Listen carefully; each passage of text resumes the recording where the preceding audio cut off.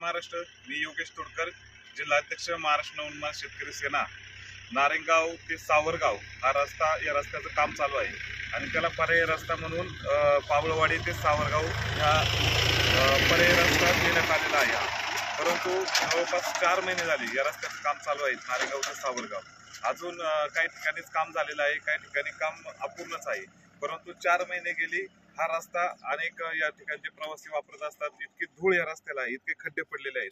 तर सार्वजनिक बांधकाम विभागाने ज्यावेळेस पर्यायी रस्ता उपलब्ध केला त्यावेळेस ह्या रस्त्याची डागडुजी करून खड्डे भरून हा रस्ता प्रवाशांसाठी वाहतुकीला द्यायला पाहिजे होता. परंतु तसं न करता डायरेक्ट वाहतूक ह्या रस्त्याने वळवण्यात आली. लोक एवढे खड्डे आहेत, त्याचप्रमाणे प्रचंड धूळ असल्यामुळे प्रवाशांना मनस्ताप सहन करावा लागतोय. तरी सार्वजनिक बांधकाम विभागाने या रस्त्याकडे लक्ष देऊन खड्डे बुजवून पाणी मारून व्यवस्थित रस्ता केला पाहिजे. पर्यायी रस्ता आहे, अजून 1-2 महिने त्या कामासाठी लागणार आहेत. तर लवकरात लवकरच नागरिकांची गैरसोय होणार नाही या दृष्टीने प्रयत्न केले पाहिजे. आलंय ना